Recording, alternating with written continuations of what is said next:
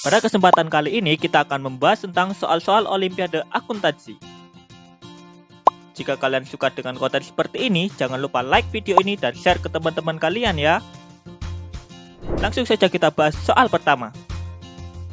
Yang dimaksud sebagai kas tidak hanya uang yang tersedia di perusahaan, tetapi juga uang perusahaan yang tersedia di bank, yang sewaktu-waktu dapat diambil kembali dengan jalan menarik cek atas bank itu. B. Cek yang diterima. C. WC pos yang diterima. D. Deposito yang jatuh temponya kurang dari 2 bulan.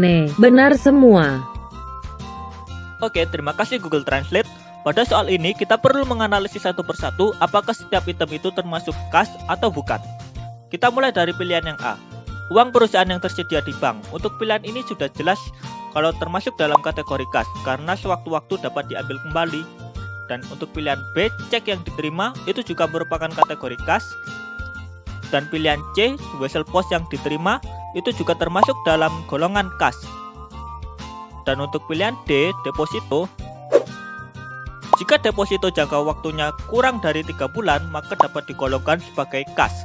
Tetapi, jika deposito jangka waktunya mulai dari 3 sampai 12 bulan, maka tidak termasuk kas, dan akan digolongkan sebagai investasi jangka pendek. Nah, karena semua pilihan A sampai D ini benar semua, maka jawabannya adalah E, benar semua.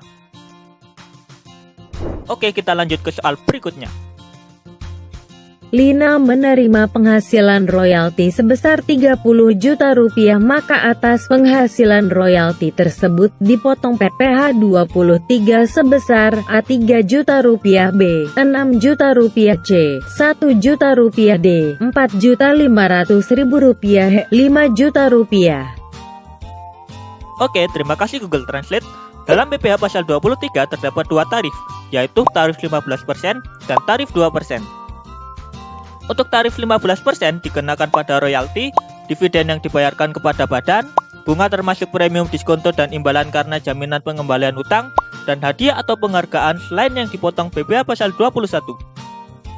Dan untuk tarif 2% dikenakan pada penghasilan sewa kecuali sewa tanah atau bangunan, jasa teknik, jasa konsultan kecuali konsultan konstruksi, jasa manajemen, jasa lain yang diatur dalam PMK nomor 141 garing PMK 03 garing 2015.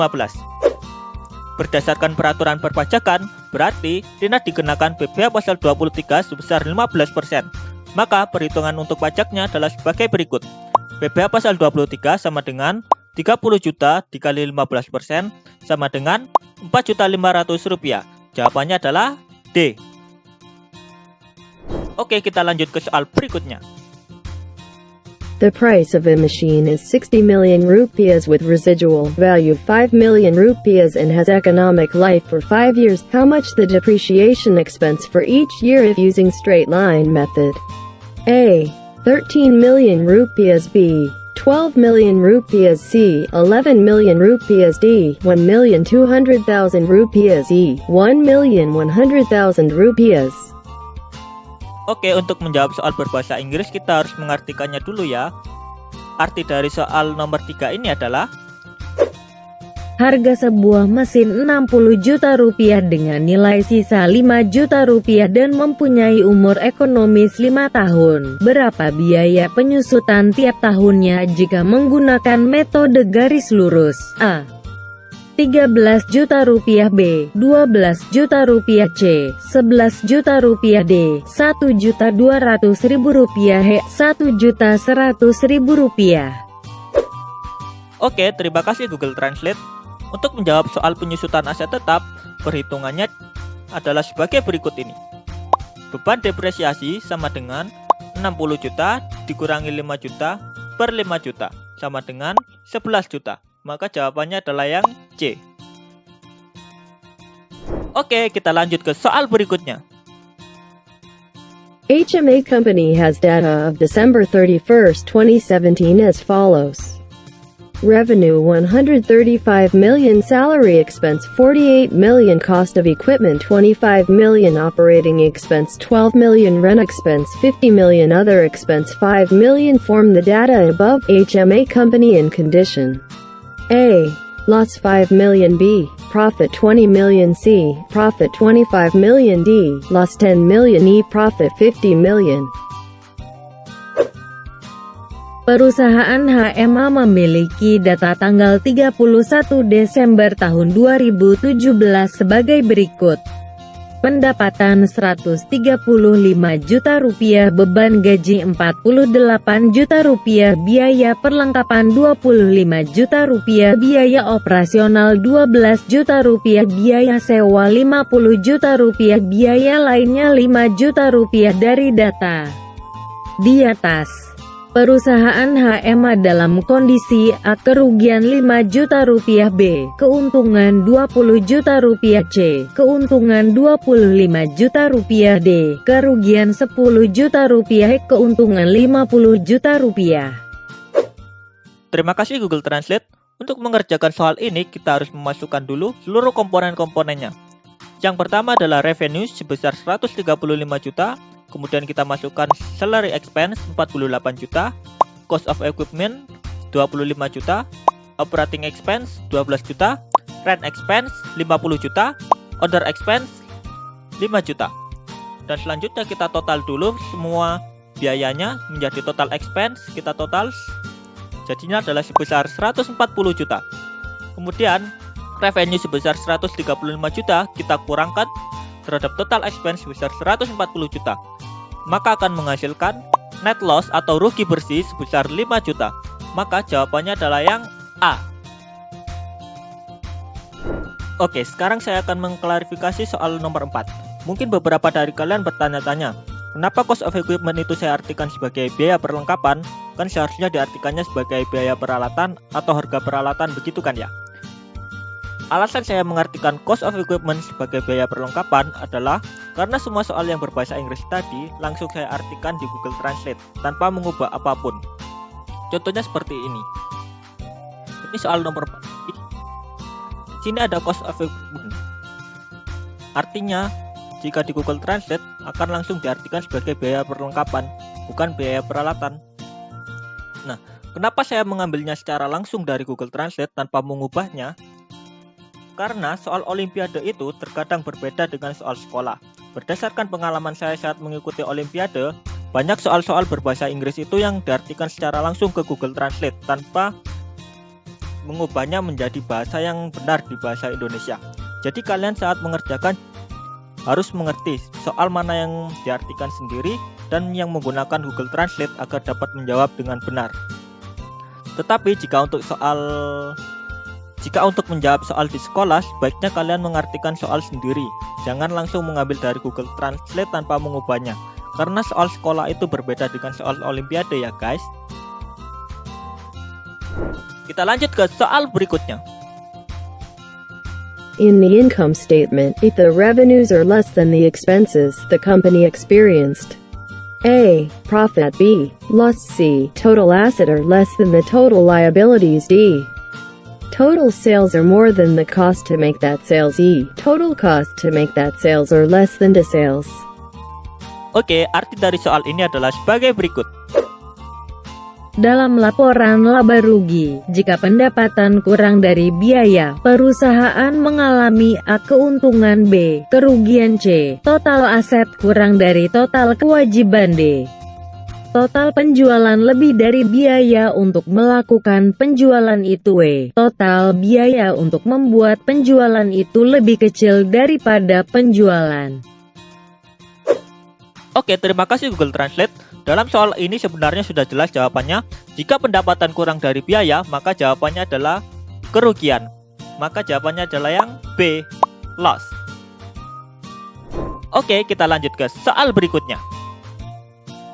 The going concern concept refers to presumption that A, the entity will be profitable in the coming year, B, the entity will not be involved in merger within a year, C, top management of the entity will not change in the coming year, D, the entity will continue to operate in the foreseeable future, E, none of the above.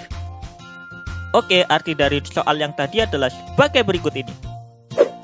Konsep keberlangsungan usaha mengacu pada anggapan bahwa A. entitas akan menguntungkan di tahun mendatang, B. entitas tidak akan terlibat dalam penggabungan dalam waktu 1 tahun, C. Top manajemen entitas tidak akan berubah di tahun mendatang, D. entitas akan terus beroperasi di masa mendatang, E. bukan dari salah satu di atas. Terima kasih Google Translate. Konsep keberlangsungan usaha mengasumsikan bahwa entitas akan tetap beroperasi di masa mendatang untuk waktu yang tidak terbatas, guna mencapai tujuan-tujuannya. Nah, dari pernyataan berikut ini sebenarnya kita sudah bisa menyimpulkan bahwa jawaban yang paling tepat untuk pernyataan tersebut adalah yang D. Entitas akan terus beroperasi di masa mendatang. Oke, kita lanjutkan ke soal yang berikutnya. January 1st, 2014, Maya Company reported owner's equity of $470,000. During the year, the owner withdrew cash of $20,000. At December 31st, 2014, the balance in owner's equity was $500,000. What amount of net profit or net loss would the company report for 2014? A. Net loss of $50,000 billion. Net profit of $30,000. C. Net income of $10,000. D. Net profit of $50,000. E. Owner's equity $500,000. Tanggal 1 Januari tahun 2014, perusahaan Maya melaporkan ekuitas pemilik ke $470.000. Selama tahun tersebut pemilik menarik uang tunai sebesar $20.000. Pada tanggal 31 Desember tahun 2014, saldo ekuitas pemilik adalah $500.000. Berapa jumlah laba bersih atau rugi bersih yang akan dilaporkan perusahaan untuk tahun 2014? A. Kerugian bersih $50.000. B. Laba bersih $30.000. C. Penghasilan bersih $10.000. D. Laba bersih $50.000. E. Ekuitas pemilik $500.000. Oke, terima kasih Google Translate. Untuk mengerjakan soal ini, kita masukkan dulu seluruh komponen-komponennya. Yang pertama adalah modal awal, lalu laba atau rugi bersih, prive pemilik, perubahan modal, dan kemudian modal akhirnya. Setelah sebuah komponen dimasukkan, maka kita hanya perlu membalik operasionalnya.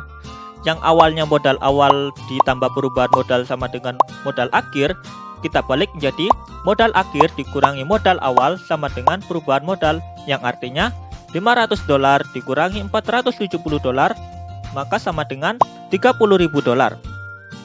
Nah, awalnya kan laba atau rugi bersih dikurangi prive pemilik sama dengan perubahan modal. Kita hanya perlu membalik operasinya. Berarti perubahan modal ditambah prive pemilik yang artinya $30 ditambah $20.000 sama dengan $50.000. Nah, karena hasilnya adalah positif $50.000, maka perusahaan akan menerima laba. Jadi jawaban untuk soal ini adalah yang D, laba $50.000. Oke, kita lanjut ke soal berikutnya. Owner's equity increased by all of the following except A. Gains. B. Revenue. C. Additional capital. D. Owner's withdrawals. E. Owner's investments. Oke, arti dari soal ini adalah ekuitas pemilik meningkat dengan semua hal berikut kecuali A. Keuntungan. B. Pendapatan. C. Modal tambahan. D. Drive pemilik. E. Investasi pemilik. Terima kasih Google Translate. Untuk soal ini sepertinya jawabannya sudah jelas ya. Ekuitas pemilik meningkat dengan semua hal berikut kecuali kalau keuntungan itu pasti menambah, pendapatan juga menambah, modal tambahan juga pasti menambah, dan investasi pemilik juga akan menambah. Jadi jawabannya adalah yang D, prive pemilik. Oke, kita lanjut ke soal berikutnya. On December 1st, Kurita Company received an offer from a local retailer to rent the land purchased on November 5th. Kurita Company agreed to rent the land to local retailer 3 months, with the rent payable in advance.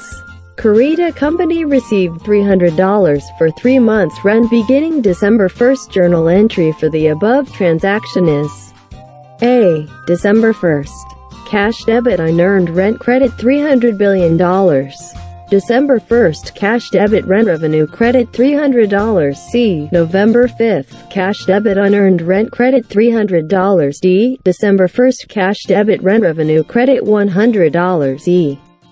December 1st, cash debit $200, rent revenue credit $100. Arti dari soal tadi adalah pada tanggal 1 Desember perusahaan Karita menerima tawaran dari pengecer lokal untuk menyewa tanah yang dibeli pada tanggal 5 November. Perusahaan Karita setuju untuk menyewakan tanah tersebut kepada pengecer lokal selama 3 bulan, dengan pembayaran sewa di muka. Perusahaan Karita menerima $300 untuk sewa 3 bulan mulai tanggal 1 Desember. Entry jurnal untuk transaksi di atas adalah Oke, terima kasih Google Translate. Oke, dalam soal tersebut kita disuruh untuk menjurnalnya. Maka jurnalnya jelas sebagai berikut ini. Karena Karita menerima pembayaran di muka, yang berarti akan menerima kas, berarti kas akan bertambah di sebelah debit. Dan kreditnya adalah karena pembayaran sewa ini dibayar di muka, maka kreditnya sewa dibayar di muka sebesar $300. Dan dalam bahasa Inggrisnya akan menjadi cash in debit dan unearned rent di kredit sebesar $300.